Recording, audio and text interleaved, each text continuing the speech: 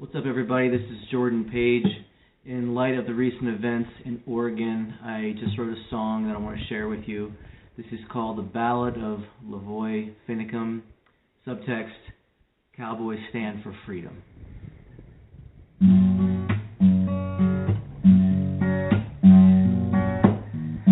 was a man who loved to walk the land, turn his cheek but also take a stand. His conviction called, he followed what he felt was right.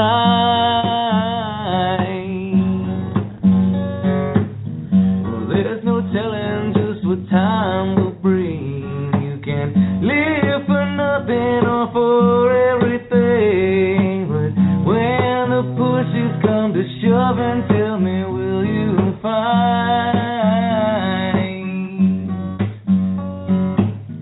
I'm only talking about a cowboy stand for freedom. I'm just talking about a name carved in a stone,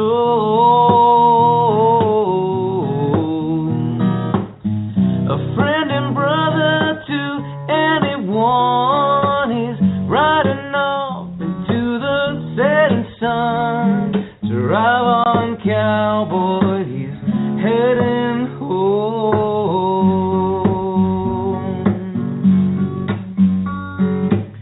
Well, there's almost right and then there's nearly wrong, as you live your life from sunrise to dawn, and then it's over and the moment's gone.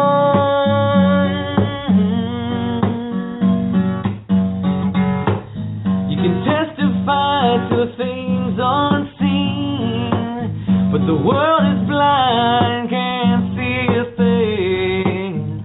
All you can do is try to be a human being. I'm only talking about a cowboy stand for freedom. I'm just talking about a name carved in a stone,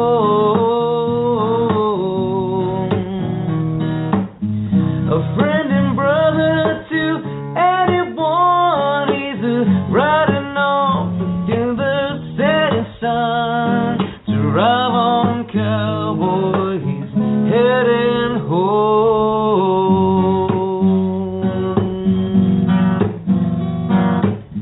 I know not what course other men may take. I can't see that far down the road, but as for me and mine, make no mistake, the weight of justice is a heavy load, and I'm living by code.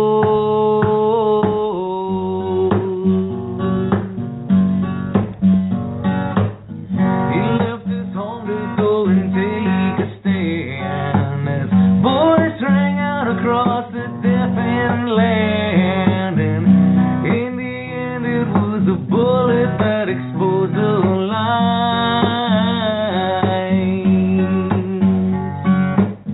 A truth remembered is a battle won, though his murder cannot be undone. It rings out like an echo, thundering across the night. Here's to all the cowboys who stand for freedom. Why do we watch them from afar with hearts of stone?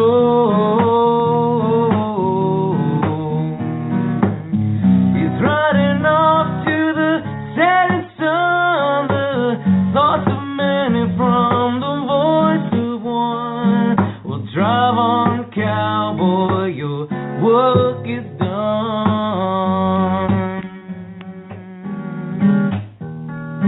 Well, Godspeed, cowboy, we'll carry on.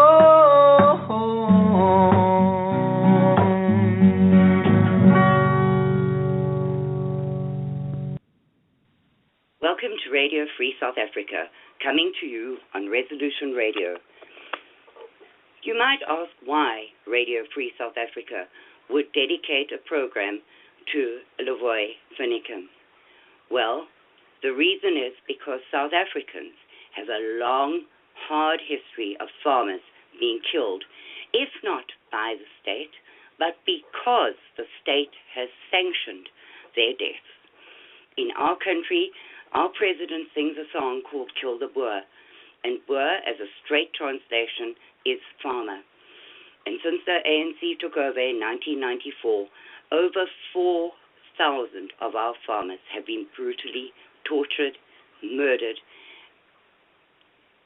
and desperately hurt in farm attacks in our country. I personally feel that it is desperately important for us South Africans and Americans to stand together in these hard times, because we, South Africans, have gone through this for a very long time, and you, Americans, are experiencing it for the first time. So I am holding my hand out in friendship and in support to all our American brothers and sisters. Robert LaVoy Finicum was born on January the 27th, 1961 in Kanab, Utah, and was murdered the day before his 51st birthday on January the 26th, 2016. LaVoy was born to David and Nelda Finicum and had 6 siblings: Sher, Guy, Jody, Jill, Misty, and Teddy. LaVoy was married to Dorothea Jeanette Finicum on February the 18th, 1994, and together they have 11 children. Combined, they have 19 grandchildren, with 3 more on the way. LaVoy went to school in Page, Arizona. He served a full-time mission in the Dakotas for the Church of Jesus Christ of Latter-day Saints, of which he was a faithful member his whole life. He served in many church positions, among them the Young Men's Program, Ward Mission Leader, Elders Quorum President, and High Priest Leader, and a member of the Bishopric. LaVoy worked many years in property management, but his passions were helping children and ranching. LaVoy had over 50 foster boys whom he was able to have in his home and mentor over the course of the past 19 years. He loved working on his ranch and teaching his children how to ride horses, brand cows, and most of all, to follow Christ. LaVoy loved God, his family, and his country. He believed that the Constitution of the United States was inspired by God, and he was willing to, and did, die while defending our freedoms stated within. Funeral services will be held Friday, February the 5th at 2:30 p.m. in the Kanab, Utah Kebab Steak Center. Arrangements were made with Hughes Mortuary of St. George and Mosdale Mortuary of Kanab.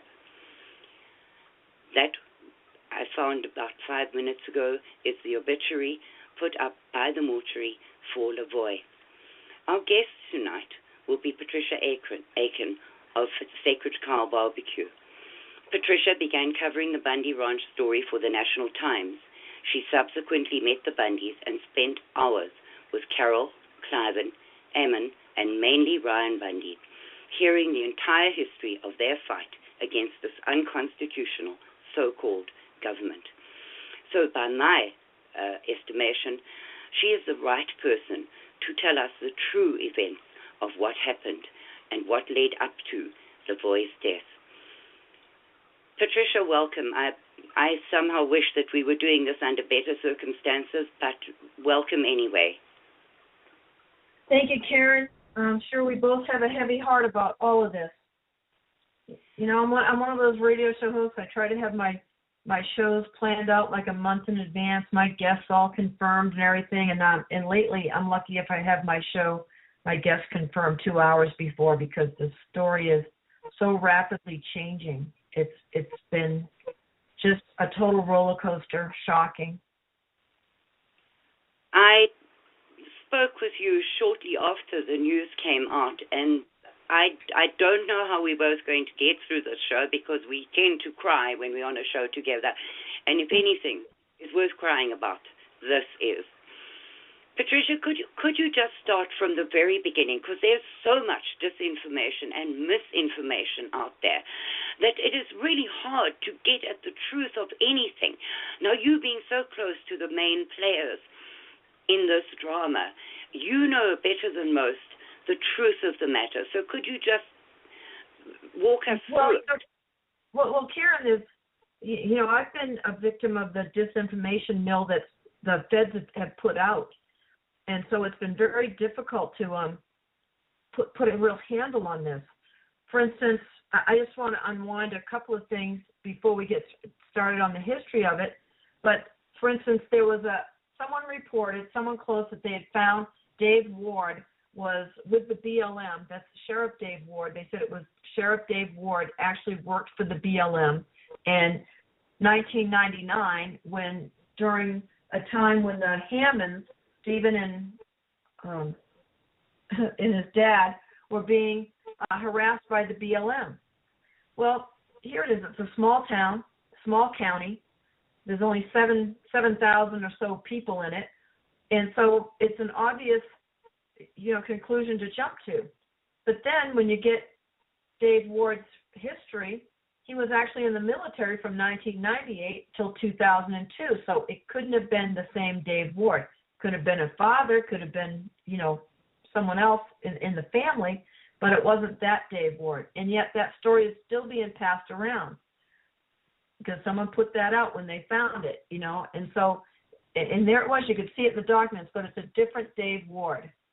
The other story that's really gotten a lot of traction, which I want to retract before we go back to the history of it, just in case people are only listening to the first few minutes here, is the story.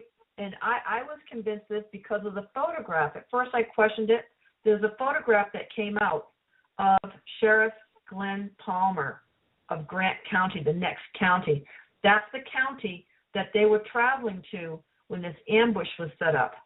Well, the disinfo agents, and that's all they are, actually put a newspaper photograph in with a caption that said, Sheriff Dave Ward is going, at the roadblock with his rifle at the roadblock that he was part of, that his vehicle was part of.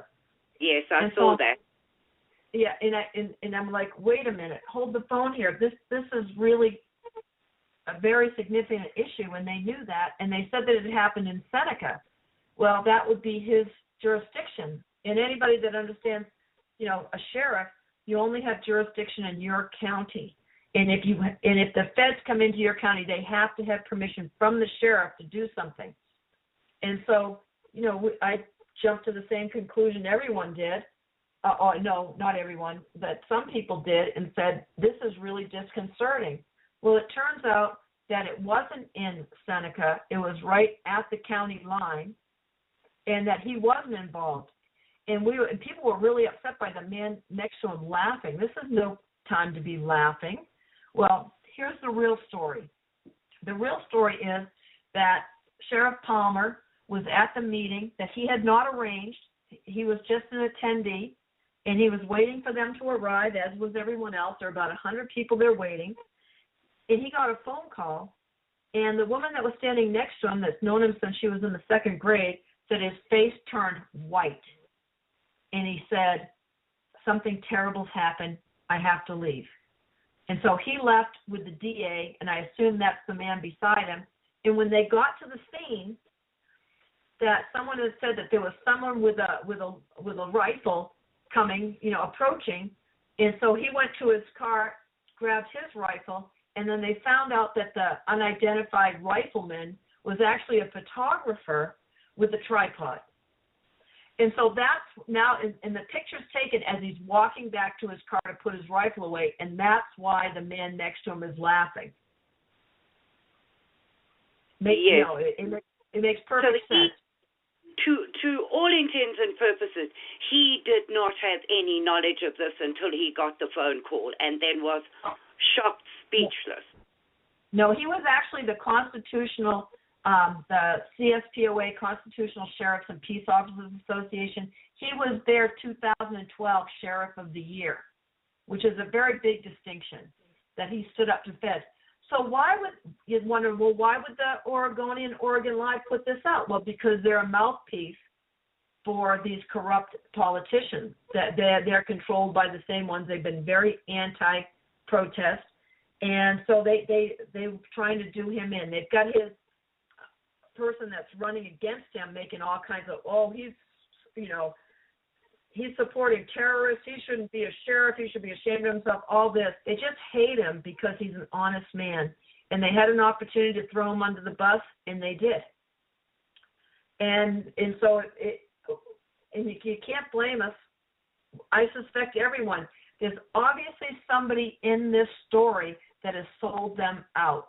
And we know one of them has to be the driver of the Jeep, someone named Mark McConnell.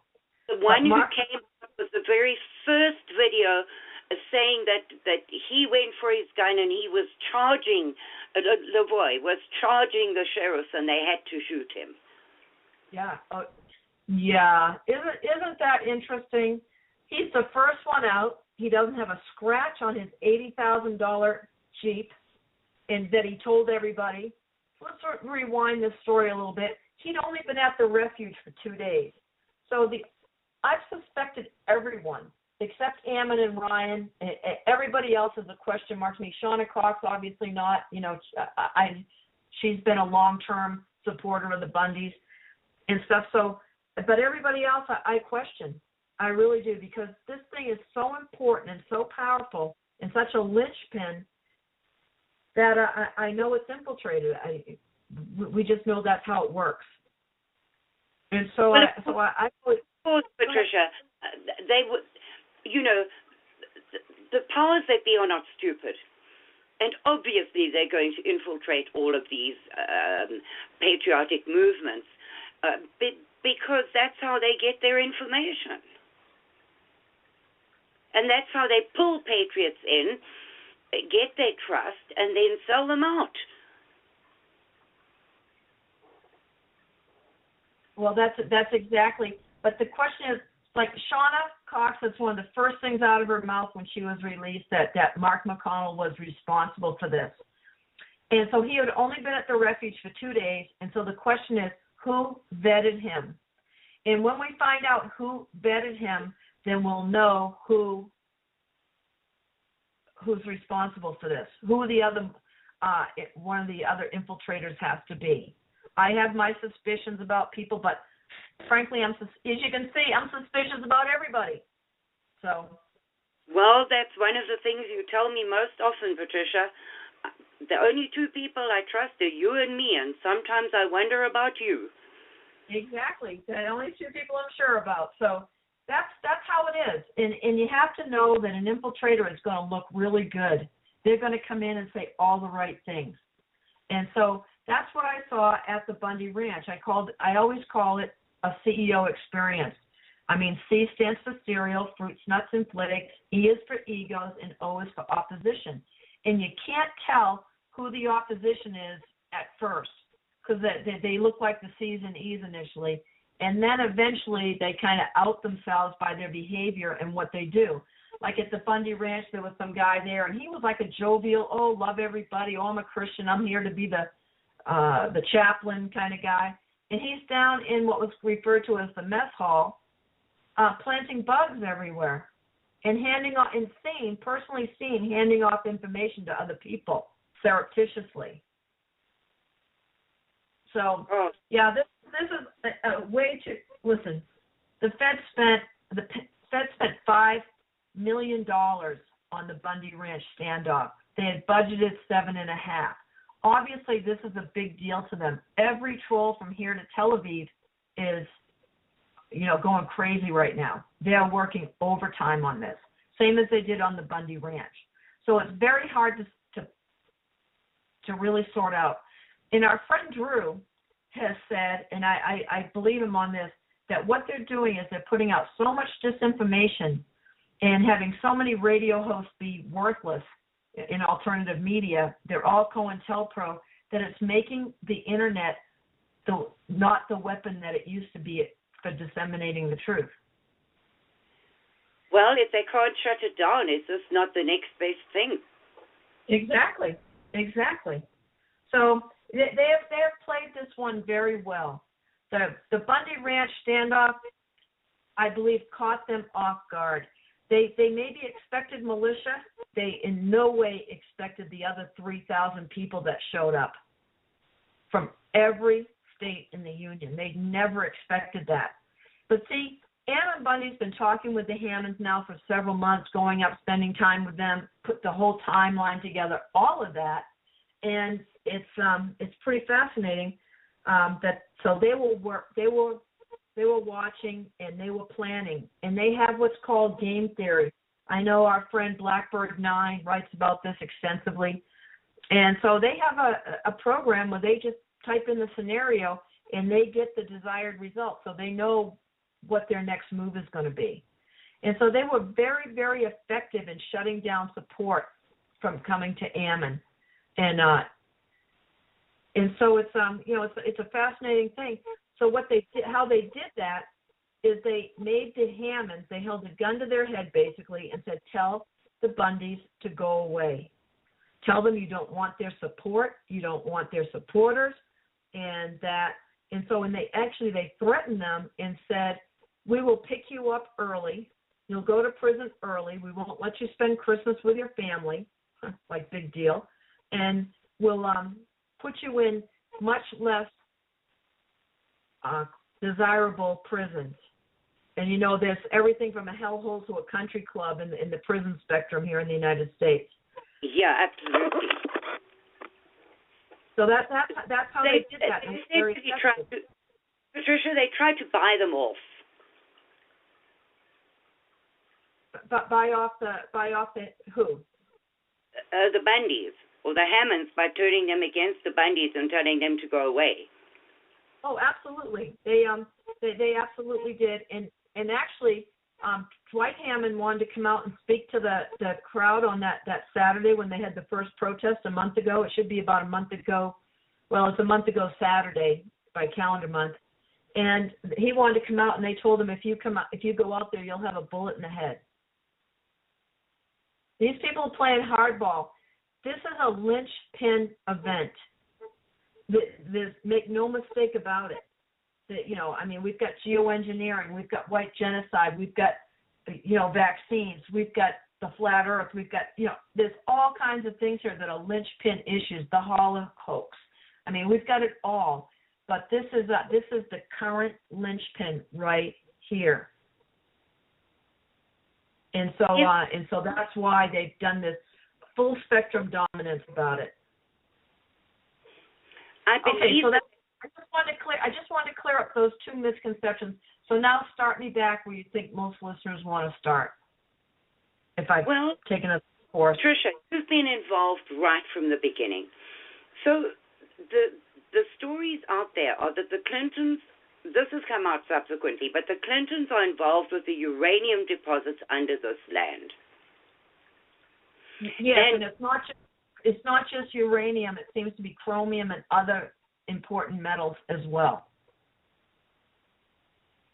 Okay, so with the Bundys, there used to be something like, I forget how many ranches there were around them until they were left as the only ranch in that area, and they were not leaving. So they had to be driven out. Now, in the Hammonds case, how did this come about? How did it happen?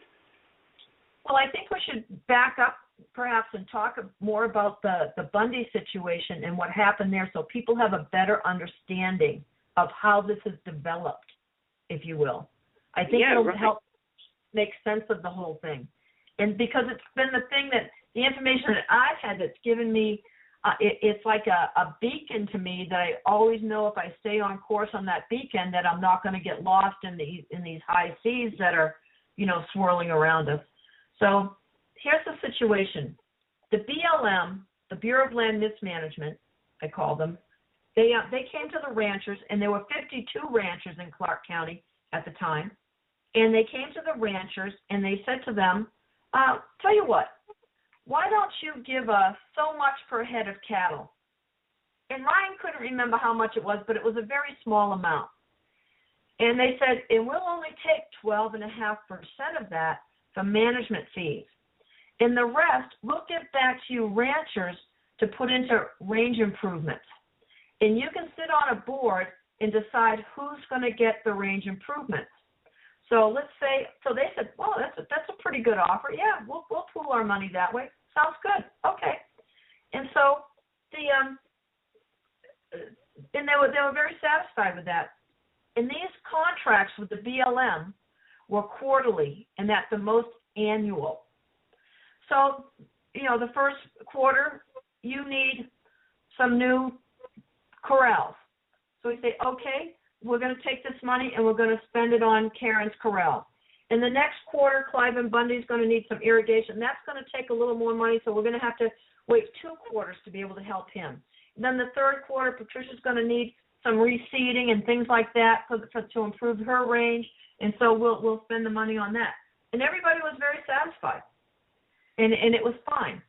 Well, then there was this huge shift in Washington where the Bolsheviks, and that's what I call them, really took over. This radicalized environmental agenda just really started running Washington with other things, like gun control and things like that. And so all of a sudden, the BLM told the ranchers they couldn't, have as many head of cattle. Now, there's 2 different kinds of grazing rights, okay? Let me just explain. Now, grazing rights are rights, okay? They're not privileges. Yes. And these rights are actually negotiable instruments. They are bought and sold. The Bundys have their grazing rights and water rights. They go together. One's useless without the other. And they're based on beneficial use. How they're first established is when a covered wagon came to the West, okay, and you unhitched your oxen and your horses, and they went to the stream and drank water. Well, you just established beneficial use for that water. And then they went and ate some shrub and whatever, grass, or we don't have much grass here in the West. It looks more like the karoo to any South African listening. And they went and did that. So that establishes your grazing rights. You just had beneficial use. Now, we have multiple use here for the land. There's the Bundys have the grazing rights for the water and the grass and whatever grows above it. The mineral rights can belong to someone else. And the recreational rights are for everyone. As long as you don't damage something, you're welcome to go camping, ATVing, fishing, whatever you want to do there. I mean, that's fine. Those are all the uses, multiple uses for that property. So these grazing rights are rights, and I just want to make that clear that they're rights, they're not privileges. And so these were grazing permits, with the grazing fees, and it was based on those contracts. So let's say that you make 1,000 widgets a month. That's what your business is. You make these really high-quality widgets, and that's what it takes to support your family and be a productive member of the community, put your kids through college, put some money in the bank for retirement, 1,000 widgets.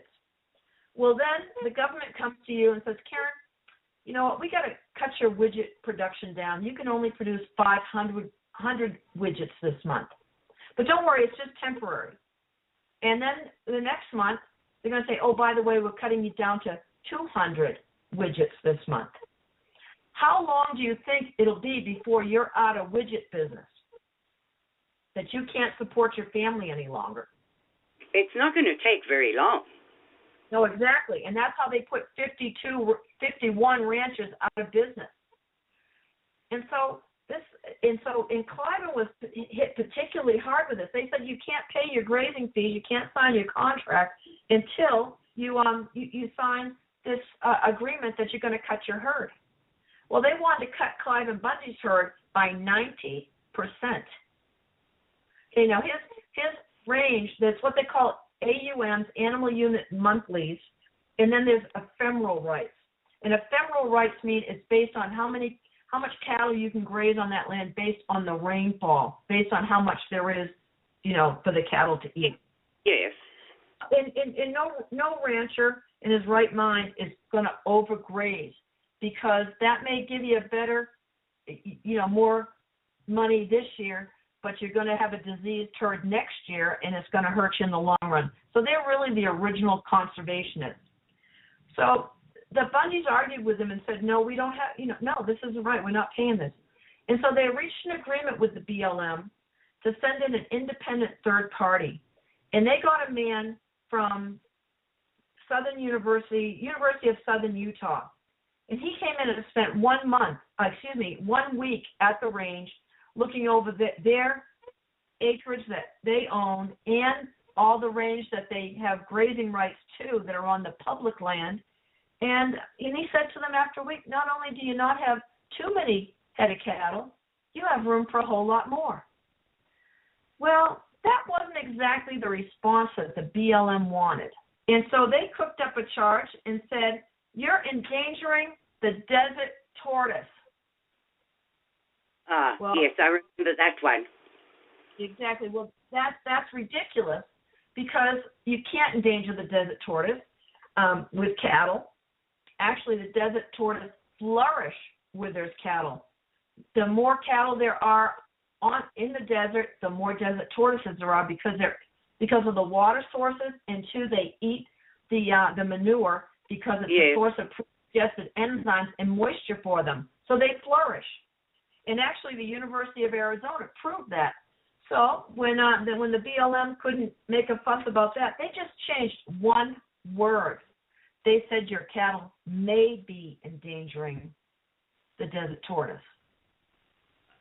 And then it was on. Okay, now the other, they started attacking them on. This last go-around, say about a year and a half ago, April of 2014, was based on, they said your cattle are trespassing. Well, that's ridiculous. Nevada is what's called a fence-out state.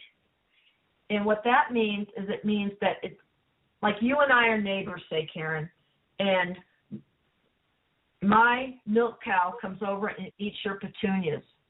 And you're very upset about your petunias. But I say, well, I'm sorry, Karen, it's up to you to put up a fence if you want to keep my milk cow out. It's a fence-out state. You need to fence out my cow. So what happened is over the years, the acreage next to the Bunkerville allotment, the Bundy's Ranch, and used to be was bought out. It was bought out by a conservation group, and they never bothered to ranch it. And in not ranching it creates a wildfire danger, by the way. But it also, in the BLM, never bothered to maintain any fences or things like that. And as Lake Mead, the northern end of Lake Mead, dried up, some brand new vegetation would come up there. Well, the Bundy cattle looked at that and said, hey, let's go check out this new salad bar. And so they drifted down to Lake Mead, that end of Lake Mead that was dried up, and to eat this new forage that they found. And so they said to them, oh, well, your cattle are trespassing. And they said, no, our cattle are not trespassing. You have failed to maintain any fences or natural boundaries to keep my cattle out. Okay, does that make sense to everybody? That makes total sense to me. Okay, so that's when they came in and they threatened them.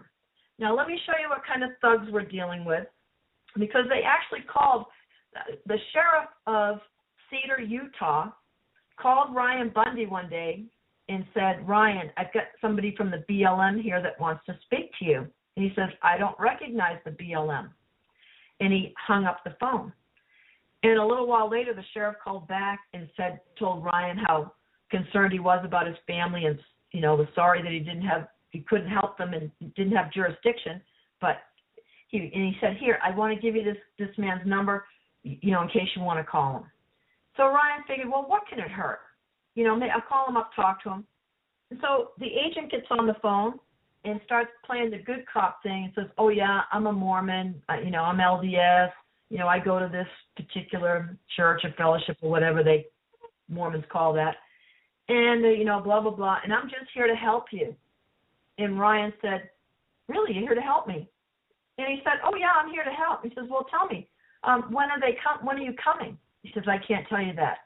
He says, well, who are the contract cowboys going to be? I can't tell you that. Well, who's the helicopter company that you're going to use? I can't tell you that. Which sale barns are you going to use? I can't tell you that. He says, well, I thought you were here to help me. And he said, well, we just want to know what you're going to do. And Ryan said, we'll do whatever it takes. And he says, well, what does that mean? He says, we'll do whatever it takes. And the man said, well, I'm just telling you, if you bring guns, it's going to be Waco. Straight up, like that. Straight up. It's going to be Waco. They had already had snipers on all the hills around. They had high-tech listening devices. The Bundys couldn't allow their I mean, if you've ever been in the Bundys' front yard when the grandkids are there, it looks like a daycare center, honestly. I mean, you've never seen so many darling, little children in your life. But they couldn't even let the children out of the house. They set up roadblocks all over Bunkerville. The people were very nervous. The sheriff wasn't responding. They called the sheriff, and he'd say, that's between the BLM and the Bundys, call them. Okay, very, very corrupt situation here. So, and it's all over the fact that the federal government is in violation of the Constitution, Article 1, Section 8, Clause 17, that explains that the Western states, or any state, came into the Union on equal footing with the original 12, and that the federal government is not allowed to own any property. It's only allowed it's allowed to manage the property while that area is a territory. But when that territory becomes a state, that the federal government must buy any property they want from the state. And for a very specific list of things. It's like for forts, dockyards, post offices, very limited. In national parks, ain't one of them. All right, so they have to buy that land from the state. When you see a map, and I think I sent you that graphic that shows how much the federal government controls in the West. You'll see, I think Nevada's like 87% or something like that, but it's all red. I mean, it's the majority of the state, and it's wrong. So it's a very interesting situation, and so they filed. They sent these people in. Now they keep saying, they brought up this lie again that, the Bundys Cliven Bundy owes $1 million. He doesn't owe a dime. He stopped contracting with them. He said, never mind, I'll pay my own. I'll pay for my own range improvements. I don't need to do this. In the meantime, they were using those grazing fees to buy out the other ranchers. And let me tell you, I wish I'd known how much they were buying them for, or had the money, because they bought out ranchers for $75,000. They used the ranchers' own money to buy their ranch off them for federal use. Yeah, that's what it seems. They at least used part of that money for that. So that's when Clive says, I'm not paying this. And why are you doing it? He tried to talk to them and said, you're paying for your own demise. And because they cut down the ranchers' AUMs, so they couldn't make a living, they said, well, they're putting us out of business anyway. We might as well take the $75,000 and just go on with it. And they were stupid. I mean, they should have banded together. One man stood with Clive and Bundy, and his name is Keith Ney. And he's he was a rancher that agreed with them, but unfortunately he passed away, and that left just Clive, and out of 52 ranchers, the only one standing. So let's fast forward. Everybody knows the story of the standoff and all that, I would think. I would imagine. Okay, the standoff happened on a Saturday. 3,000 people showed up, and they were shocked. And not everybody could even get over there. And the ranchers all came. You see it. There's a picture of men on horseback in a line with their hats off and their heads bowed. They're praying and listening to the national anthem, actually. That's what they're doing. LaVoy Finicum was one of the men that rode with them. He was one of the horsemen. He considers himself a neighbor. His ranch is on the Arizona Strip, which is just up from the Bundy, up and over, Route 15. So that's that's part of that story. And so the BLM, Daniel P. Love, they had a big standoff going, and Cliven Bundy gave them an ultimatum that you need to be gone in an hour. And so Ammon was down negotiating with Daniel P. Love that was at the corral. They had round up the Bundy's cattle by helicopter during calving season, separated the calves from the mothers. They were all dying. There was actually one calf that was born in the holding pen that they had, and they named her Liberty. I keep forgetting to ask Carol if she made it, because I know they were taking care of her pretty strong, to help her. But they had ran these cattle so badly that their hooves were just ground down. You know how when you cut your nail too close and it's painful? Yep. Well, that's what happens to cattle when their hoofs get worn down too close. So they had lost all kinds of weight. They had shot cattle. A $5,000 prize bull was shot on the run. He was we put him out of his misery. He was in danger. They're just lying. They actually came up with. We knew there was one mass grave, but then we heard from one of the people in the helicopter that had a change of heart. He didn't know. They said they told those people that it was going to be Waco, that these people were, whatever, militants or, enemy combatants, whatever they told them. But then once he read the story, he goes, oh, my God. He says, no, there were actually 3 mass graves. So these people that are so concerned about the desert and animals and things, they actually had 3 mass graves full of cattle that they'd shot and stuff. It was disgusting, absolutely disgusting. And so that was that story. But they had way too many people there, and the feds knew they were completely outgunned, even though they had 200 agents that were all in. Oh man, like a woman from the military that had military experience, and they were dressed to party, and they didn't have any insignias on, so we knew that they were mercenaries. They had been brought in to do this, and they were bragging and the usual sociopaths they get. So that was a very good day for Liberty when they backed down and released the cattle. And I've got a very a salute to go to the governor of Utah, who told his people that the BLM were not to bring any cattle into Utah, that they were not going to accept any of the Bundy cattle in any of the sale barns in Utah. Well, good for him, and I have something else to report on him later. I feel like he's a good man. So, Ammon Bundy wrote some legislation this last legislative session, and it was sponsored by Michelle Fiore. Michelle was one of the few politicians that showed up, and she got a lot of FaceTime on video. I guess probably because she's a woman and well-spoken and stuff. She's from New York. She's like me. She's got that East Coast big mouth, and she's smarter than me. And so she was on the other night, and so she sponsored this bill because Ammon just said the way to take this back is to just have the state sponsor this bill, that the land can be given back to the people and they can go out and claim it as long as they can show beneficial use. They can use it again, whether they're going to mine operation and things. And he had a great plan, and I don't have that all in my head to tell you about, but it was a great plan. Well, it was such a threat to the government that they gutted that bill. First of all, they came out, Bundy bill unconstitutional. It was the only constitutional thing, and it had more support than any other bill in the history of the Nevada legislature. I mean, very well supported. And so they actually erased the whole thing and then put up something that was a real slap in the face and said that, they just completely changed it. AB 408 was now, and when the federal government comes, that the sheriff is able to turn over his authority to the federal government. I mean, that is like the antithesis of anything that Ammon Bundy or the Bundy stood for. Yeah. So that was a very, very interesting turn of events. So Ammon was heartsick over that. I remember talking to him as he drove home from that, and then I talked with him afterwards.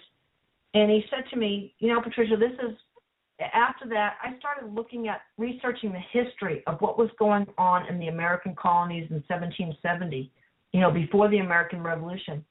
And it was an exact mirror of what we have going on here today. The king owned everything. The king's men were completely lawless and abusive towards the people. They could steal from them. They could kill them with impunity. There would never be any justice. Even if the colonists could get into a court, they could not get justice there. I mean, the parallels are just stunning. Yes, and totally. Totally. And so it was his dad that kept talking to him about this situation with the Hammonds. So the Hammonds, and I'll unwind that story as best I can. It goes over time. Now, the thing that the Hammonds have been accused of being arsonists, and they said that they're terrorists because of this arson. It's completely trumped up charges. They did a similar situation to all the ranchers in that area. It's called Steen Mountain up there in Harney County. And what they did to most of the ranchers is they flooded them out. They opened these canals that flooded out the rangeland and made it so they couldn't graze their cattle. Well, they can't. Their farms, their ranches are worthless, and so they sold out to the BLM very easily. Well, the Hammonds held out, and so they've been attacking them and trying to get their ranch from them ever since. And there's been other more egregious stories that Ammon told recently. And just look online and hear these stories. I played one on my show the other night. So the Hammonds, what they did is they accused them of setting a fire to cover up poaching. Well, that's clearly not true because the documents show that the Hammonds actually called and reported that there were poachers. And so it wasn't them. And ranchers set fires routinely. It's part of ranching. They're called prescribed fires, and they do them all the time. It's beneficial to the land. It burns off the old inedible grasses and puts carbon back into the soil and allows new tender grass to come up that feeds both the cattle and the wildlife. And it's been going on forever. Even the Native American people do this here in the U.S. So it's nothing new, and everybody knows it. Don't they also burn fire breaks?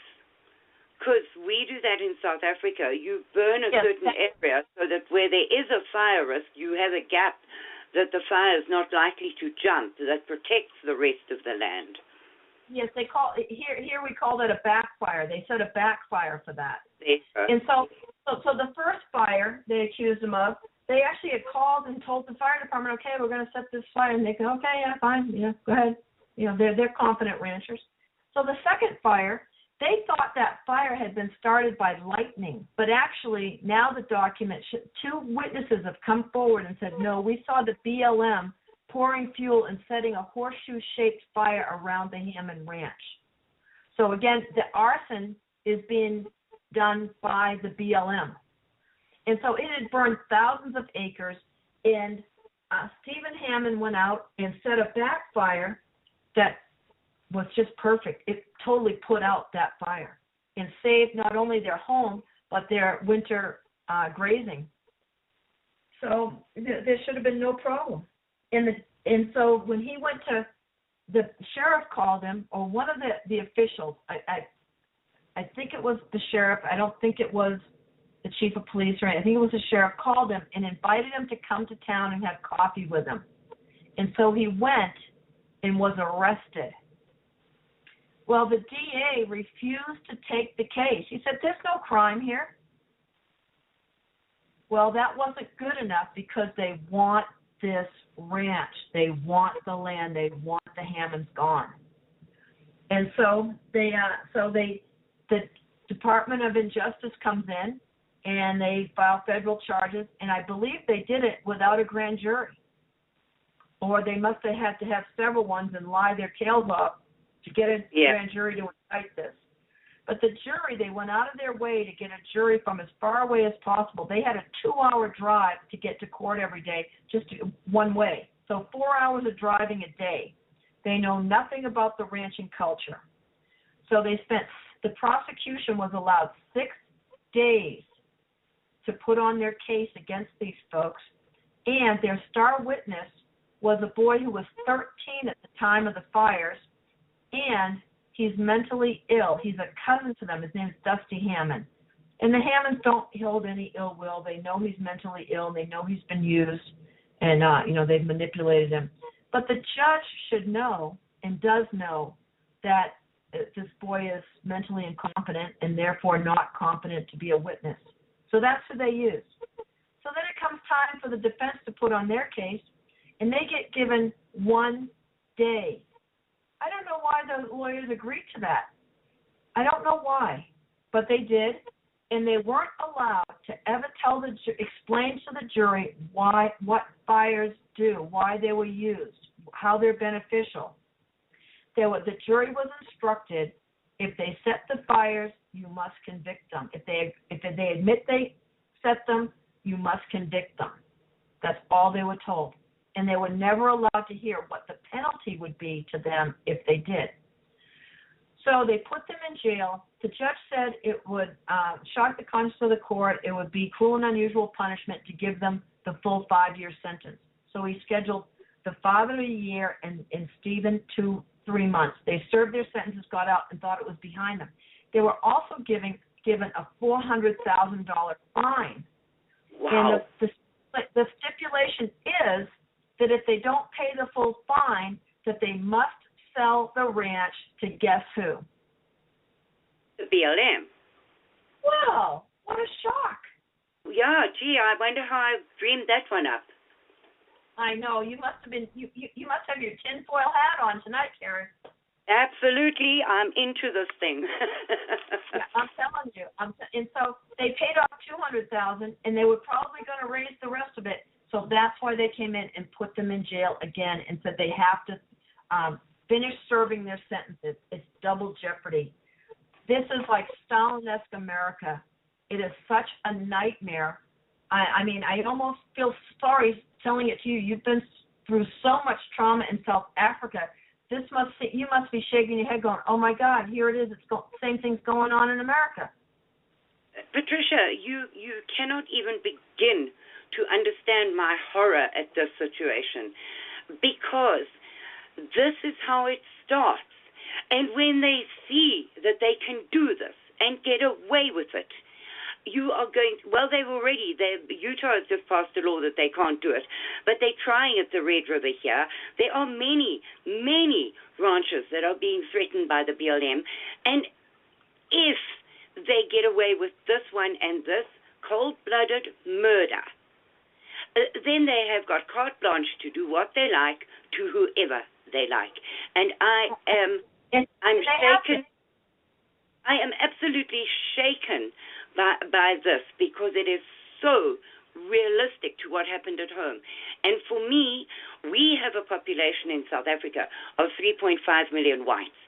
Out of those, 4,000 farmers have been tortured to death. Now, your population is way bigger. The number of ranches you have is way bigger.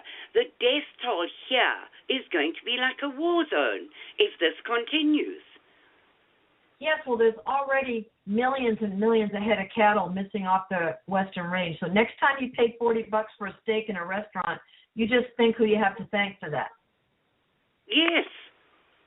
It's absolutely incredible, absolutely incredible. And so LaVoy Finicum, he was harassed by the BLM. That's how I first knew his name. You know, I've never met him, but I know he'd done shows and done a lot of radio with Clive and Bundy and talking about this situation. And so it was really interesting how I met him. I actually had Ryan Bundy lined up to be on the show from Harney County to call in and give us an update. It was maybe the second week of the person. Maybe it was, yeah, I think it was the second week. And so Ryan says to me, Patricia, I'm in a meeting. I don't think I can do this tonight. And I go, well, how long is the meeting going to be? I don't know. I don't think I can make it. And I go, you want me to call you back? He goes, no, here. And he hands the phone to LaVoy Finicum, who comes on just off the cuff like that and was just so outstanding. His character just shone through. I said, how long have you been there? He says, well, we came up for the protest on Saturday, and we were going to go back home. I rode with Ryan, and I rode up together.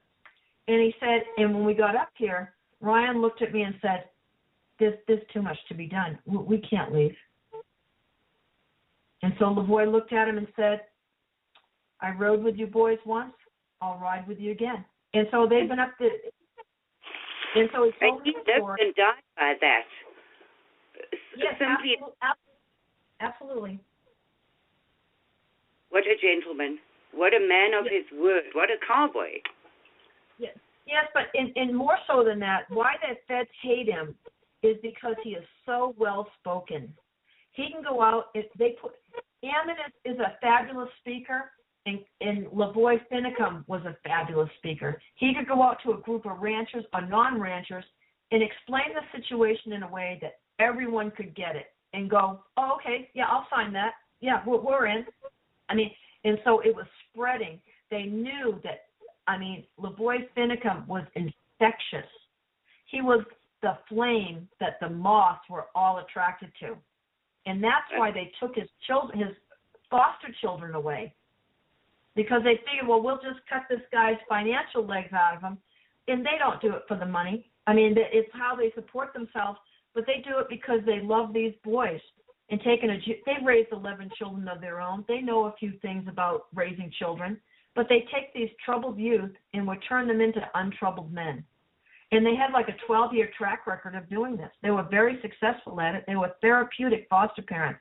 And yet, as retribution, the empire strikes back, and they went and took their children, just tore those children from Jeanette. It wasn't like he was any kind of a threat to him. He was in Oregon.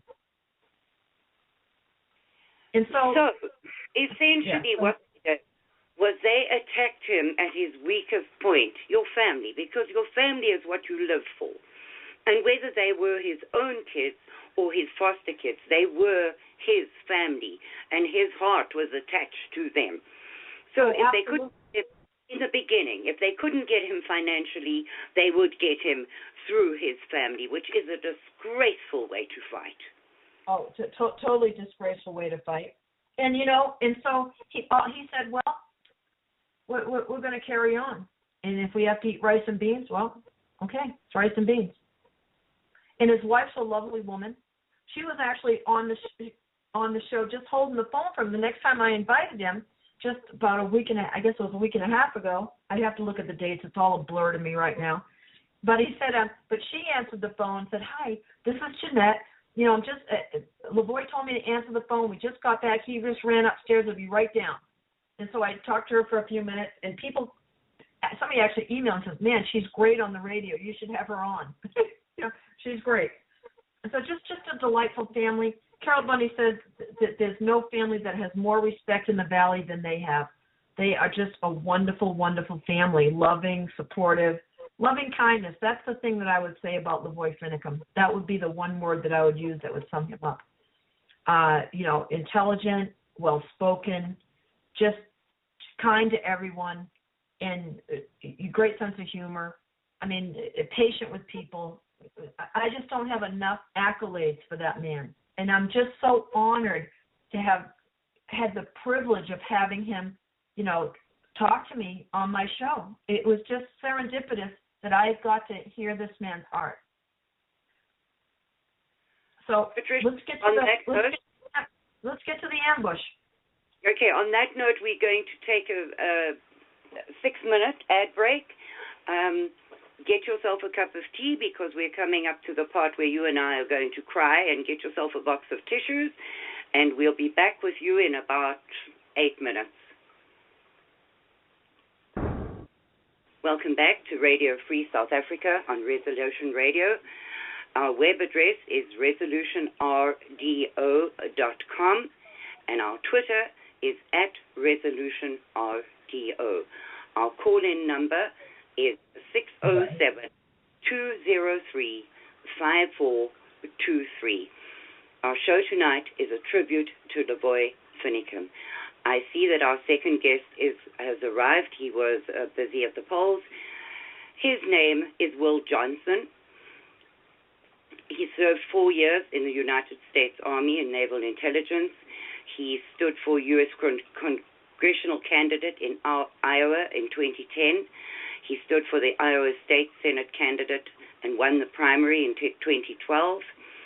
He ran for Republican National Delegate in Tampa, Florida, also in 2012, and Iowa 1st Congressional District State Convention Chair.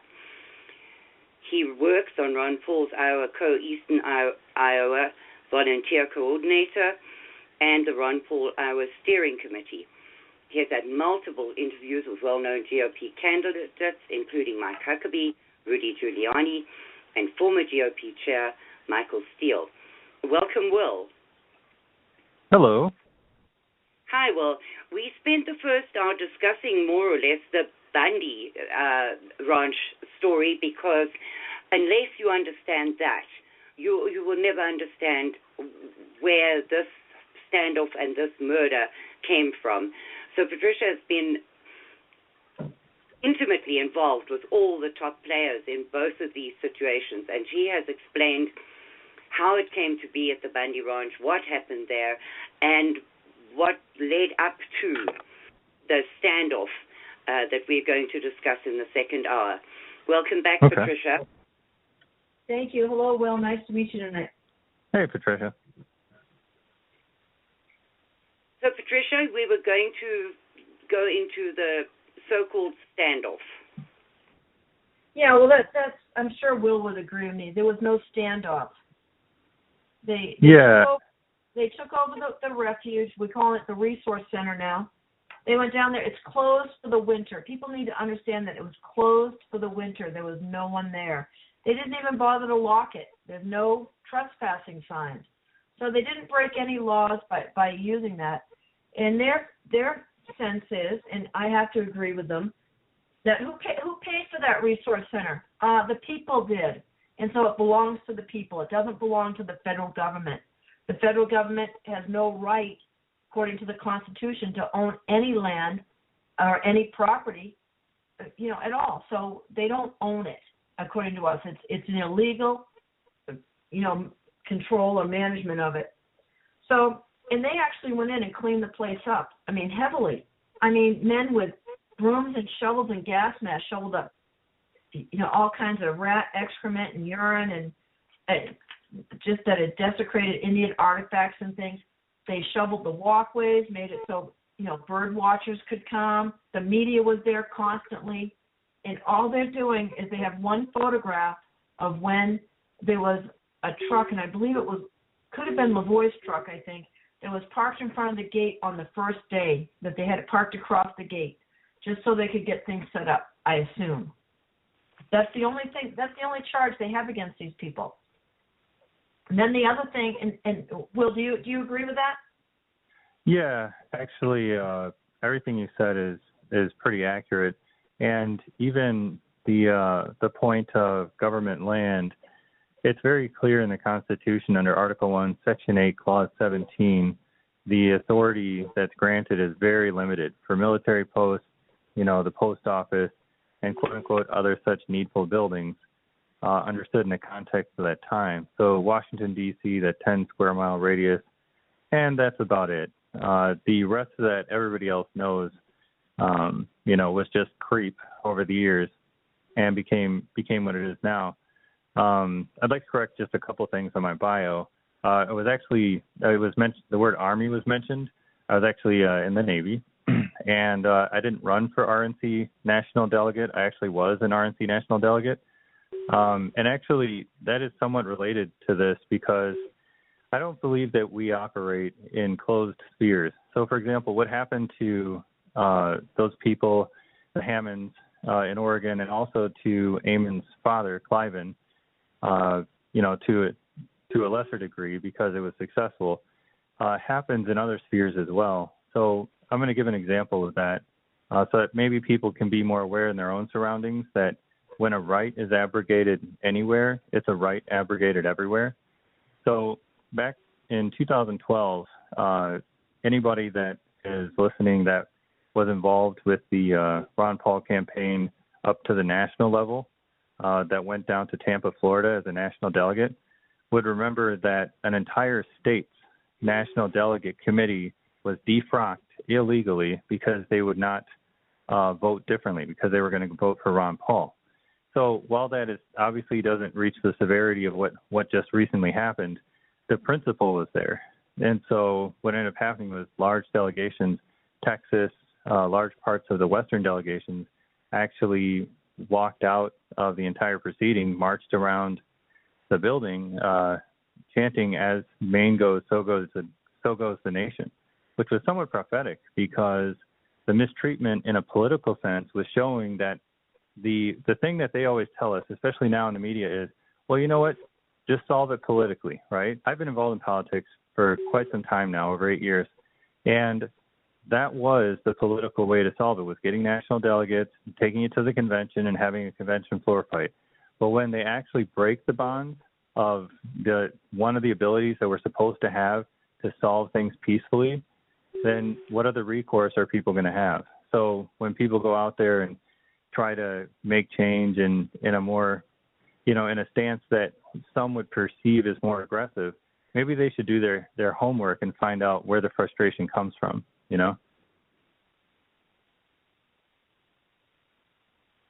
Patricia? Absolutely, I agree 1,000%, Will, and I've seen this over and over again. I've seen it with people with supplements, just egregious abuse at the hands of the federal government. It's unbelievable. We are living in Stalin-esque America, a Bolshevik America, and it is disturbing. And what you say, the creep, they have been boiling the frog for a long time, and we are way past time of jumping out of that boiling water. It's now or we're dead, one or the other. I'll give you guys a little insight. I just finished a caucus here tonight in Iowa, in my section of Iowa, and there were about 124 people that showed up in my particular precinct. And they say we're not supposed to release the results early before they give them to the state, yada, yada. That's not actually a law. That's just like whatever. So in my precinct, you could tell the way people were going to vote almost strictly based on their age. And it's kind of a sad thing to see, actually. It was basically most people that were over 50, you knew that they were going to go for one of the establishment type candidates, right? And I've seen this over the last 8 years.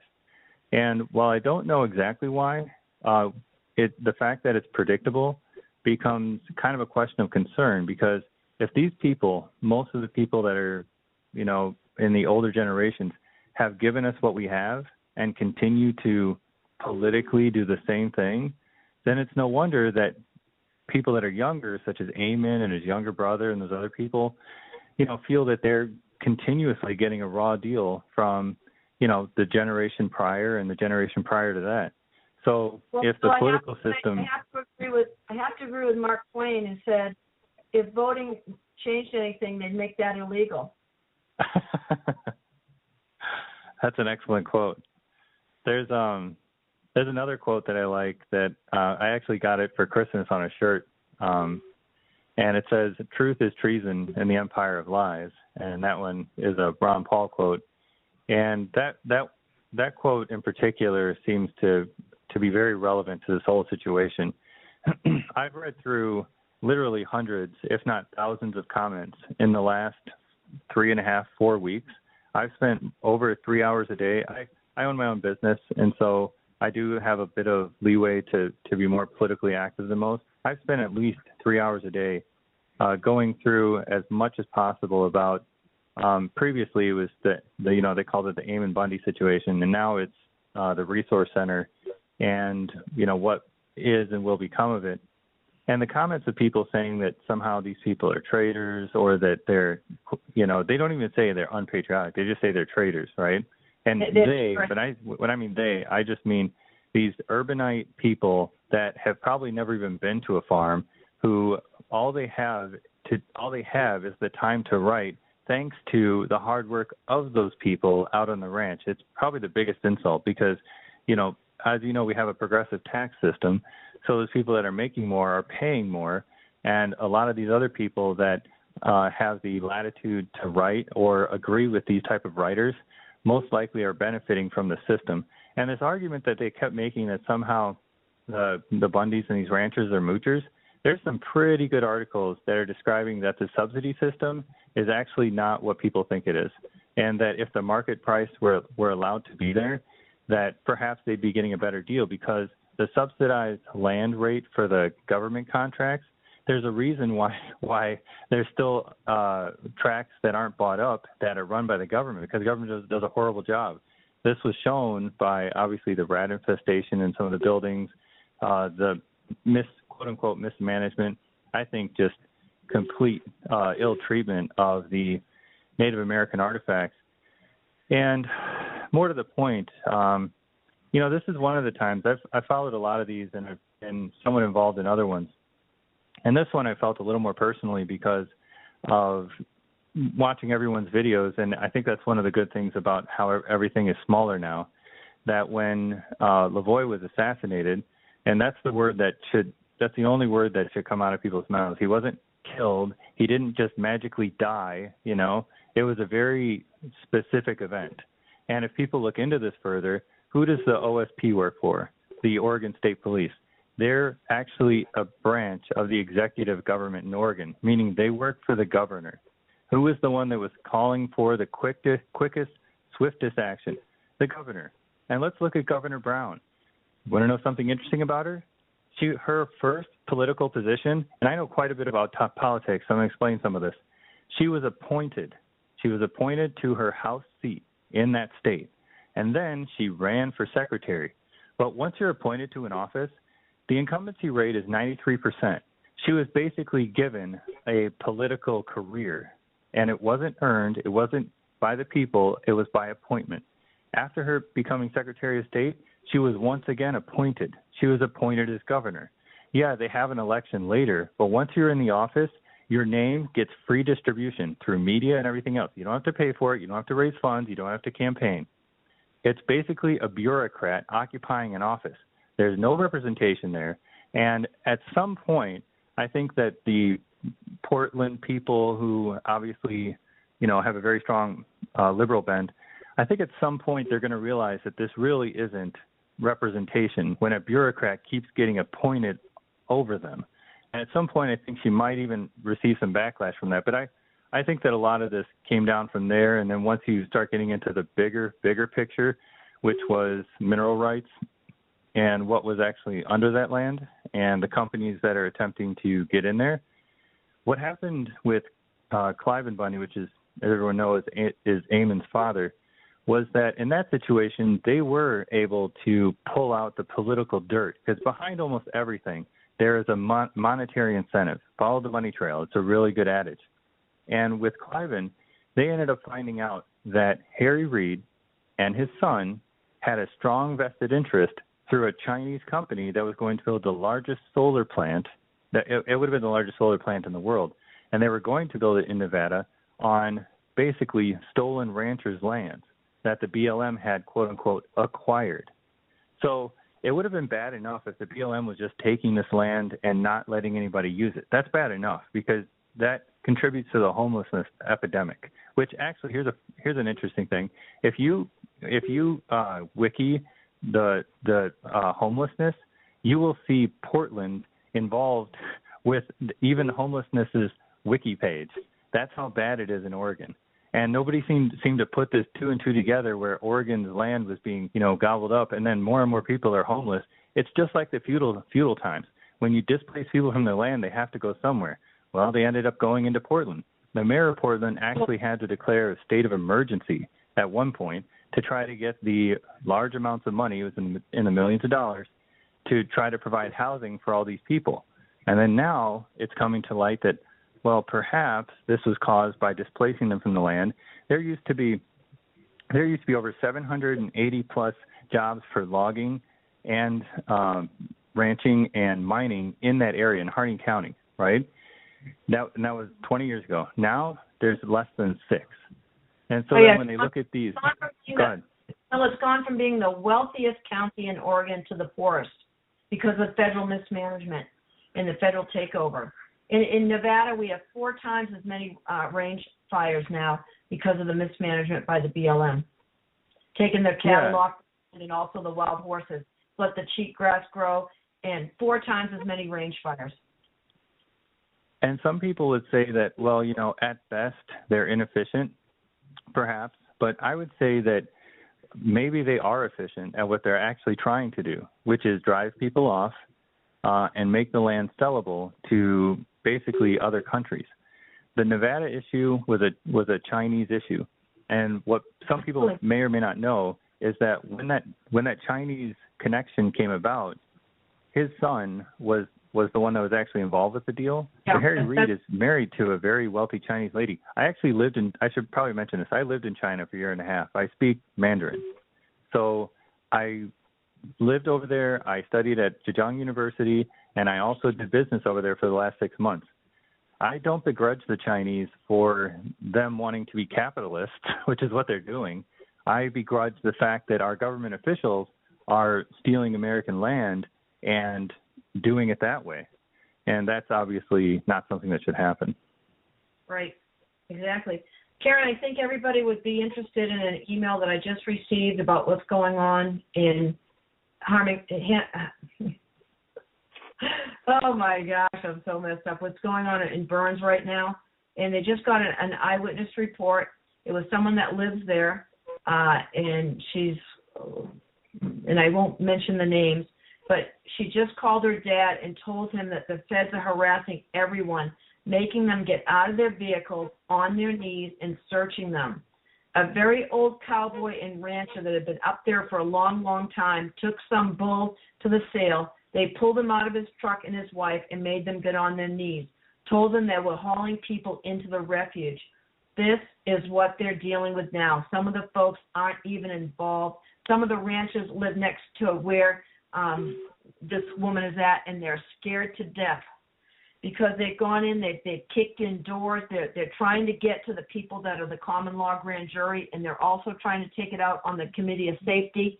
This is a huge Empire Strikes Back situation where they are trying to get these people back to cower, and lick these people's boots again. And I hope it doesn't happen. I hope that they see exactly who they're dealing with. They've been frightened. The judge that runs the town, his name is Grassi, we call him Rassi. He thinks he's the king of the town. He's got everybody bought and paid for, except for a few good men like Chris Bryles and these people that have come out to support Ammon, and not support Ammon, but to find out what they can do to get their lives back up there. It's absolutely stunning, the abuse that these people are suffering right now. The call from Will has dropped. I'm sure he will call back in. Patricia, but isn't this all part of the thing? Because I also heard that they've cut off cell towers and internet to that area. So the story originally was that the ranchers around there do not want this to be happening. They want the Hammonds out. They want them out of there. So now I don't know what you mean by out of there. They want them out where? Out of prison or out of... They didn't want any part of this refuge thing. Now, that was a story that was put out all over the place, that the local ranchers were not impressed with taking over the refuge. So now, if they're intimidating them in the ways that you are saying, also cutting them off from cell range and internet, etc., they're trying to make their story real, intimidate the local ranchers into... That's not true. That hasn't been true. Maybe they didn't understand it initially, but there have been hundreds, if not 1,000 visitors to the resource center to meet with Ammon and the group, to sit down, get educated. They go out, they do group meetings, they keep educating people, and now they've been welcoming them. And it's completely true. If these ranchers didn't want them, then they certainly wouldn't be slaughtering cattle and bringing it to them and putting on a barbecue for them to feed them, would they? But that's all part of the misinformation campaign that's been out there over the past weeks. And so now they're trying to make it true by intimidating the ranchers and scaring them out of their lives, man. Yes, exactly. But and here's the other thing that's going on. Well, they already closed off the airspace, over a week ago over the resource center. We'll just call it the resource center. All right. And they've closed off the airspace over there. That's exactly what they did at the Bundy Ranch. The second thing that they did is they shut off the cell phone towers. They did that at the Bundy Ranch. What Shauna Cox said in her testimony was that when they got to that place in the road where they saw cars up ahead, her cell phone just shut off. She'd been making calls or texting the whole time, and all of a sudden they shut off the cell tower. And that is a tried and true strategy because they did not want anyone giving an eyewitness account of what was happening or calling for people to come to their aid. So let's go back while we're waiting for Will. Let's go back to the ambush story. Which story was that? Will is back. We're going to start talking about the ambush, what actually happened. Now we know McConnell is involved because he was the one that, as we talked about, he was the first one on YouTube saying that he charged no, that's a lie. They were already being shot at when they got stopped. Ryan Payne had his head and both arms out the window to show I'm not armed. I'm being cooperative here, and they shot at him. And she thinks it was a bullet hit his wrist, a bracelet that he was wearing, and got deflected went on the mirror. And he was riding in LaVoy's car, and so he got out to talk to these people and say, hey, we're not putting up any resistance here. What's going on? And they arrested him. And so at that point, when they're being shot at, that's when LaVoy took off. And he said, we've got to get to the sheriff. And so he goes, and they've got the roadblock set up further ahead, a roadblock set up. And the fact that they called this a traffic stop, there was no traffic stop. There was no probable cause. This was an ambush. That's all it was. And so now people say, well, why is he driving so crazy? Well, because they're shooting out his tires. They're shooting at them the entire time. And so and they try to say he was armed. He was not armed. As a matter of fact, somebody, heads up, I've got to find out who has this footage. They videotaped all LaVoy's weapons at the refuge, his holster, his revolver, all the weapons that he brought with him. I don't know how many he brought, but they photographed all of them. He did not have them with him. So for them to say he was, had a 9mm in his pocket's ridiculous. He wore a holster with a revolver, like most ranchers do. Ridiculous. And so the video clearly shows it. And they say, well, what was he, an idiot to get out of the car? And I'm really fed up with people saying this. He told them at the first stop, stop shooting. There are women in the car. He was an honorable man right to the end. And so when he pulled up, he got out of the car. They were shooting at them the whole time. I believe in my heart what he was doing was trying to draw fire or take the attention away from the truck so they'd stop firing, maybe arrest him or do whatever and stop this thing. That, all right, we give up. And that's why he went out with his hands up. And people say, oh, he's reaching for his gun. That's a big fat lie. Your instinct is when you're shot to put your hand to where you're shot. You see him, he touches, his hands go to his left side and then right. And they're only admitting to 3 shots. People say Shauna believes there was at least 6 and that they shot him in the face. So I'll be very interested to see what an independent autopsy says. The funeral's on Friday in Kanab, and so we'll see what the independent, if we can get a real independent autopsy. Yeah. And they continued to shoot at this car. All the glass was blown out. How these people survived, and they were lobbing bombs into the car, smoke bombs and things. The 2 women, Shauna Cox and the young lady, Victoria Sharp, had their faces buried in a down jacket to try to be able to breathe. That's when Ammon Bundy was shot. It's a miracle. Karen, we talk about the miracle of Blood River. We're going to talk about the miracle of this ambush. That car was riddled. Several hundred rounds went into it. Several hundred rounds. And yet these people... Patricia, that is why I'm doing this show on a South African program, because we are so similar. And the things happening here are exactly what has happened in South Africa. And people should have paid attention, but now that it's in your own country, maybe they will, and we can prevent the horror that my country has become. Yes, and it's the same communists that have been behind the whole thing. So, I have a quick question, actually. In South Africa, who originally had the rule of that region? Was it Britain?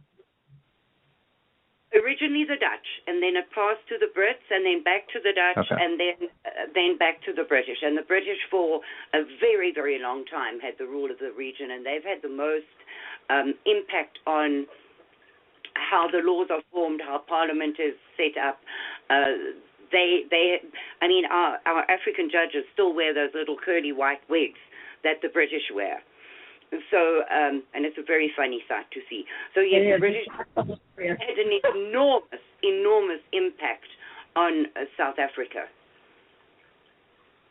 Yeah.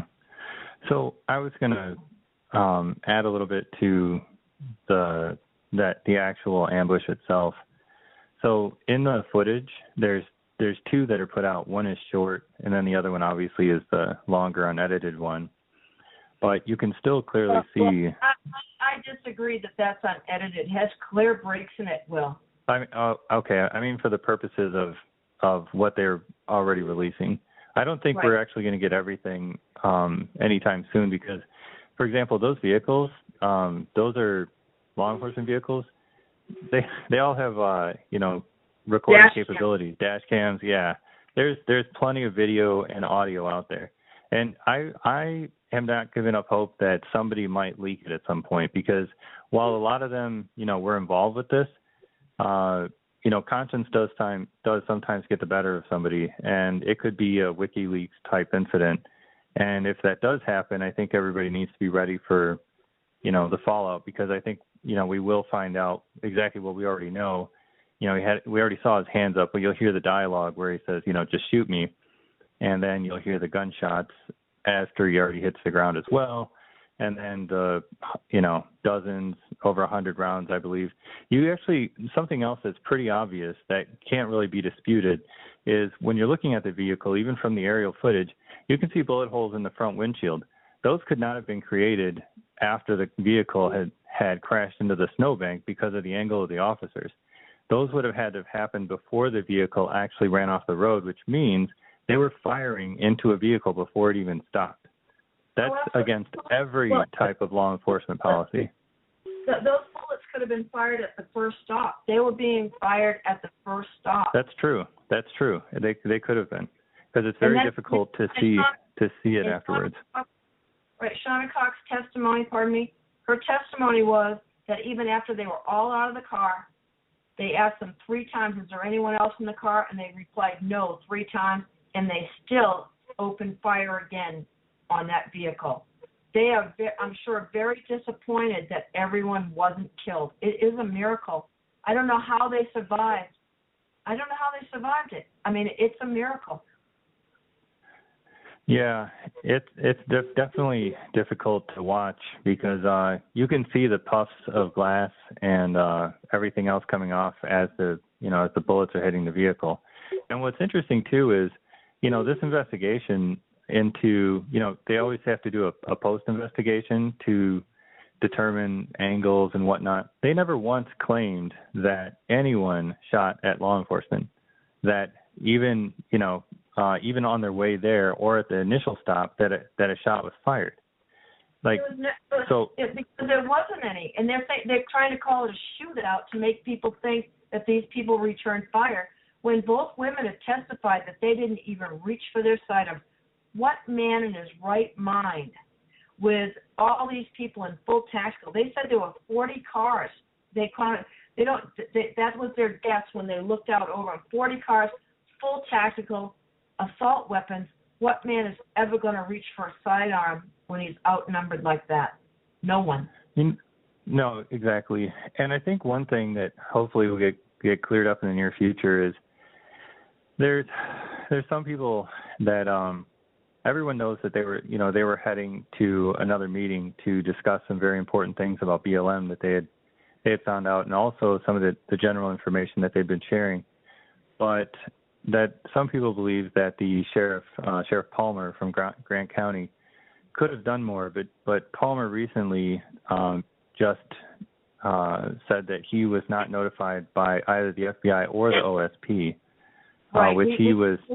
We unwound that at the beginning of the show, Will. Oh, okay. I guess I was caucusing at the time, but okay. Yeah, you were caucusing. So we've cleared Sheriff Palmer from all this. Good man. Okay.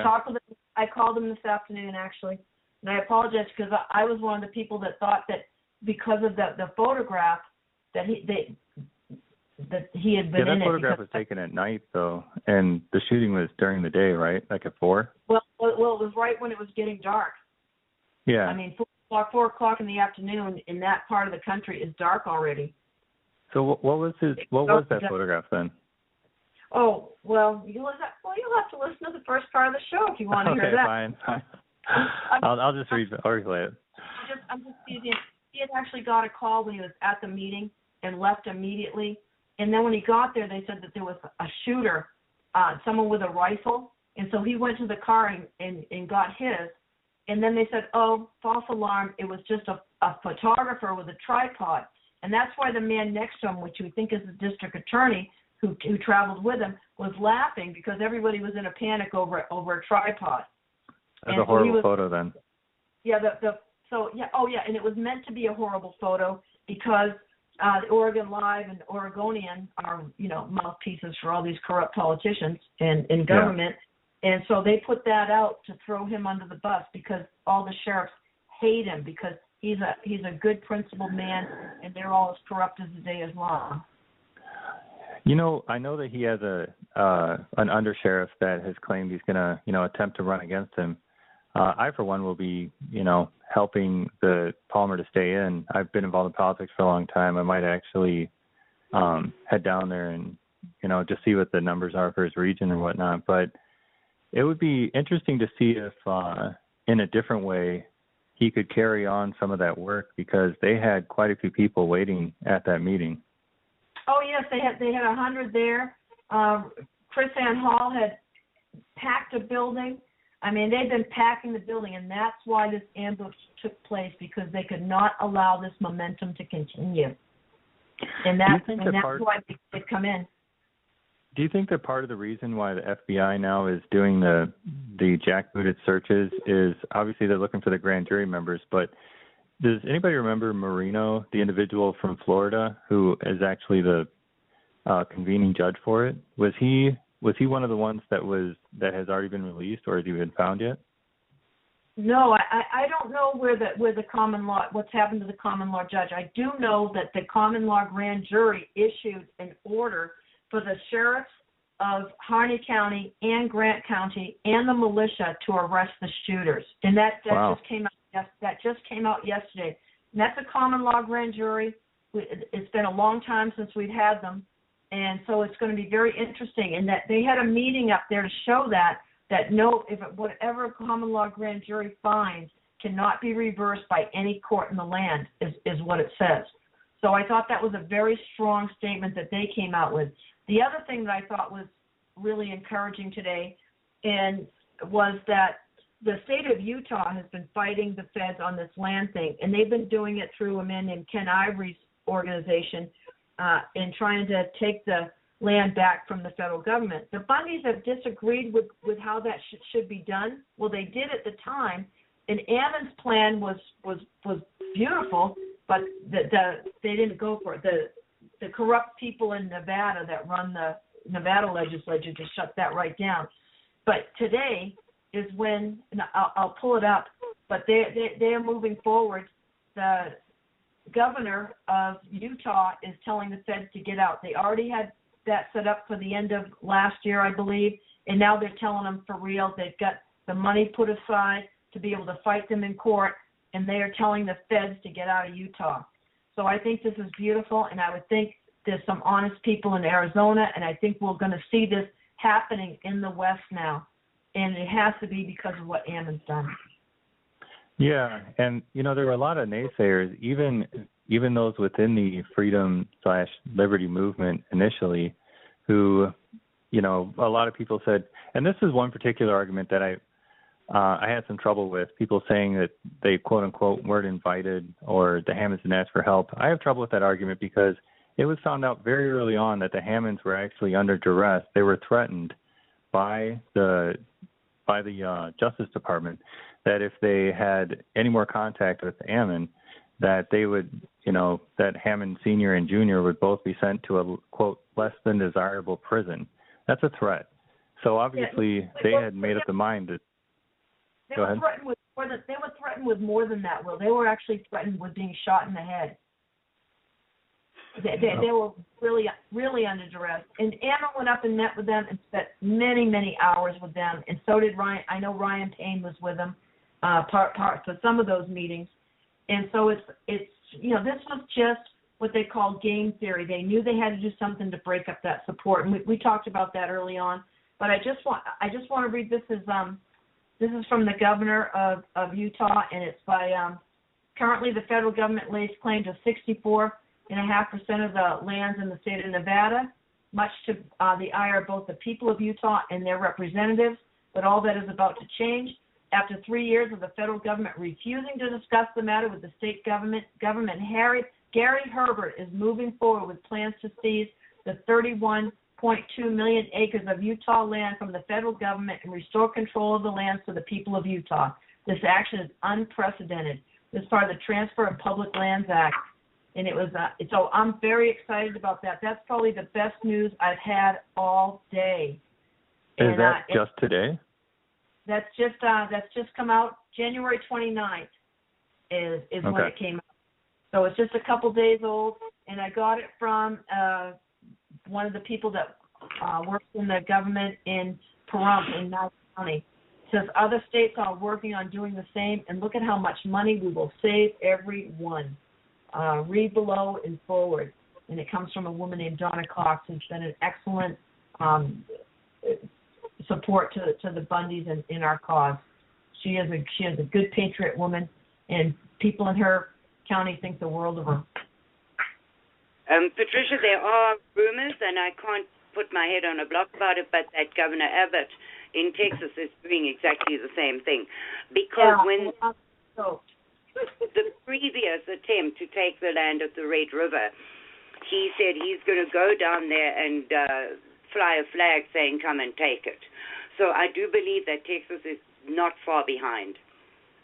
I believe that's right. And so this is starting a movement in the West, and LaVoy Finicum would be delighted to hear all this. It's just so incredible that they would do something like this, shut off the cell towers, create this ambush, try to kill all of them so there couldn't be any witnesses, but yet it has backfired on them. I've never known more people to be so glued to this story and vetting everything that they can come up with and talking about it. This is citizen journalists gone wild here. I mean, I love what's happening. I tried to call my contact that's up there right now, and I couldn't get it. He left me a couple messages today because they were supposed to have a protest in Burns against the FBI. There's signs up, FBI go home. These people are disgusted by this. So I'm hoping that the militia that were planning on going up there will move in force and protect these people. If they have to walk people from their car to the grocery store and back to their car and into their house, so be it. These people all need to be protected from these jackboots, as Will is asked. Yeah, speaking of protecting from those jackboots, I would say one thing that could be done, and in my opinion should be done, back when there were those big riots in Ferguson and other places, shop owners and others specifically asked the Oath Keepers to come in, and they did. I think that in a situation like this, where they obviously feel threatened by this basically military presence of the FBI and the other agencies, that they should request help from the Oath Keepers. I actually kind of know Stuart. I've met him in other places and whatnot, and this obviously was a sticking point with them early on, but at this point, I think that people should ask him for, protection of their lands and or their houses, and I think it might have both a calming effect and something to show that, the feds aren't just going to get away with whatever they want anymore. So. Well, I love the Oath Keepers, and I've said that on every radio show. I've talked about this, but I have to say I really had respect for Stuart Rhodes before this, but his behavior at the Bundy Ranch was outrageous, and his lack of support here for what was going on here. I really question that. He's a Yale lawyer, and so I really question where his loyalties are and stuff. So, but I know that the Oath Keepers in general, our state organization, fabulous. I love what they do here in Las Vegas and stuff. So I know many of the Oath Keepers groups have distanced themselves from the national leadership because of what happened here in Nevada. Well, to be fair, do you know who Tom Woods is? No, I don't. Okay. Well, I was going to use an example, but Tom Woods is a well-known libertarian author. He's written many books. He's a speaker as well. He's one of the people that champions smaller government from the libertarian side. He's a Harvard grad, right? I mentioned that to say that sometimes your school can, be telling, but sometimes he's using it, for that means. And Stewart, in the past, he was a staffer for Ron Paul for quite a while. And I think that might be one of the strongest shaping elements of him. I obviously wasn't a huge fan of the initial decision to not go in because I really believe that the Hammonds were under duress, with the threats and everything. And that if they had the ability to say what they really wanted, but again, I try to refrain from saying too much because I don't live out there, so. Well, Will, here's my point about the Ron Paul campaign. I was a delegate. I was a state delegate to the Republican caucus in Hawaii. It was completely, just another day at the Politburo. That we got elected to be delegates fair and square, and we were all supposed to do a job. I was supposed to be on the registration committee. I was supposed to be the one doing registration, and they never let me sit down and register people. I said, when do I get to do registration? And they kept ignoring me and wouldn't answer me. And you know why? Because they bussed in all these government workers, Filipino workers that worked for Linda Lingle, who was governor at the time, and they stood up in a block, and the leader would hold up a red card if they were to vote no and a green card if they were to vote yes. Long-term Republicans were so disgusted that they got up and walked out.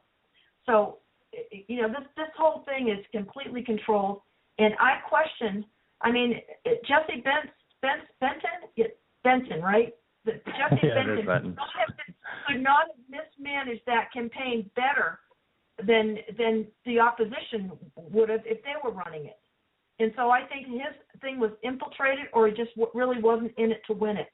The fact that he turned down $4 million from Dennis Kucinich for a recount in New Hampshire where he had clearly won, and turn that down made me question who's pulling Ron Paul's strings. There's got to be something going on there because it was just too ridiculous. So sure. I put the bracelet. I gave to the money bomb. We were out waving signs. I had my own meetup group. I was in for a penny, in for a pound, and I've just given up on the political process. You obviously still think there's something to gain from that. But I want to share something real quick that somebody just sent me. People Patricia, always send me. Wait. I got to respond to that. You just said like 10.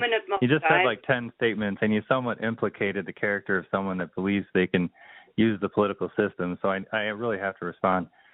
As far as the Ron Paul 2008, 2012, I totally get it. I was there from 7 all the way through. I was initially holding signs on the side of the road all the way up to being a national delegate. And I totally got the frustrating feelings of, working your butt off, donating both your time and money just to be basically screwed over at every point by the media, by other people, and possibly by some people that may have not had the best intentions involved with the campaign. Because even though that was what it was, the message that he had, here's an example. You may or may not know this, but Ron ran for a Hold on. Ron ran as a libertarian in 1988, but how many people knew who he was? Almost nobody. Why? Because he was shut out of the public debate. When he ran as a Republican in 2008, he got millions of people to actually listen to his message. And there were hardcore libertarians that said he was a sellout for running in the Republican Party. But yet, I would not have heard about him. I wouldn't be defending the Hammonds or the Bundys without Ron Paul having done what he did. So, and from that context, if people sit with the choir and only preach to it, we never reach anyone else. And then what happened to LaVoy happens to everyone. No, I don't say that. I just say either he was seriously infiltrated and marginalized, and because I remember all the debates, I remember everything that happened there, and I don't disagree with that. He woke up a lot of people, but if we still think that, I don't think there's a political solution here. I wish I did, and when I had Michelle Fiore on the other night, she says, oh, we're lawmakers. No, they need to be law repealers at this point. But anyway, I just want to share, I don't want to be contentious here with you, Will. Sure. You'll eventually get to where I'm at, I'm sure. I was there. Maybe you will, maybe you won't. You'll get disgusted enough with it. But I want to share what I just heard from my friend Richard. They have somebody, and they put this out 13 hours ago. They have been analyzing this video since it aired, broken down frame by frame. We caught the muzzle flash. Also, the video was taken at 8 frames per minute, 80 frames per minute, and we have found that at least 64 missing frames in the unedited video. There were also shots fired at the first stop. Look very, very closely. The video was not put out by the feds for transparency, as they claim. It's to show what happens when you oppose the government. Plain and simple. Murder in the first degree. I actually would agree with that assessment because it's so blatantly obvious what happened that, it does appear to be an intimidation tactic. And to me, it actually shows how scared they are because when they did what they did in such an obvious, open way, and when they started basically fretting about people talking about something, I mean, these people, it wasn't like there were 200 guys out there rounding, like a militia, like an actual militia size. It was a few dozen of hardcore people telling information, and then people actually starting to think for themselves. I think that was the bigger part. And the committees where an actual body decided that they would deliberate something without having to have this is the part where I think we may have more agreement than previous thing you might have previously thought. I do understand when people get fed up with the status quo and the system that is in place, and they look at people like Grafty. I actually call him Grafty because I've read into it. That's even better than nasty. Good job. Thanks. I actually got that idea from a nickname that someone had done about. Actually, it was a tax that it was okay. It's a long story, but here's a joke. Someone asked Rand Paul what if there was any new tax he could issue, what would he do? It was a stupid question to ask him, and he said, well, it'd probably be related to the Clintons, and it would be a graft tax, specifically aimed at them because of all the graft that they're involved in. But anyway, Mr. Grafty and all the others down there, they were getting concerned initially just because of the attention. But then when they were saying, hey, we're actually going to, remove these officials that are at best not serving the people and at worst deliberately conspiring against them, that Sheriff Ward is a case study in what is wrong with sheriffs. And actually tonight, I forgot to mention this, tonight after the caucus meeting, they were passing around, and they do this at all Republican caucuses, they pass around petition sheets for the members to sign. And the petitions are for people that are going to be running for office, right? And there is a sheriff now running for office in my county who on his card, because it's for his petition signature, says that one of his accolades is that he graduated from the FBI National Academy. To me, that disqualifies anyone from being a sheriff. So you went to an academy to become nationalized, and now you're going to run to be sheriff? No, he's going to be one of their stooges, right? Yeah. And well, Ward, Ward, right? Exactly. Yeah, wasn't Ward appointed, if I remember correctly? Yeah, he's definitely appointed. I came from a county north of here in Iowa. It's called Dubuque County, where for 30 years the sheriffs had been appointed. And the only reason I found this out, actually, if you guys have time at some point, you guys should research an individual that ran for sheriff in Dubuque County just a couple of years ago. What? Yeah, Demery, Mike Demery. And 1 minute. 10 minutes? Okay. So 1 minute. When 1 minute? Oh. 1 minute. Okay. Yeah, Okay. well, So anybody here in the West that can make it, LaVoy Finicum's funeral is going to be in Kanab. It's going to be on Friday. You can look on the Bundy's blog spot to find out, the times and everything. And they're looking to turn this into a protest, I'm sure. And but just go and pay your respects to a fine man. I really, I was so honored to be able to get to know him. It just, I can't tell you. This is a devastating loss. I would like to thank both of you very much for doing this show with us tonight. And I think it's only appropriate that I should play out with the Drakensberg Boys Choir, a very famous South African boys choir, of which my son-in-law was part. I am playing out with them and their version of Amazing Grace. Thank you very much. God bless America. God bless South Africa. And God help the world we live in today.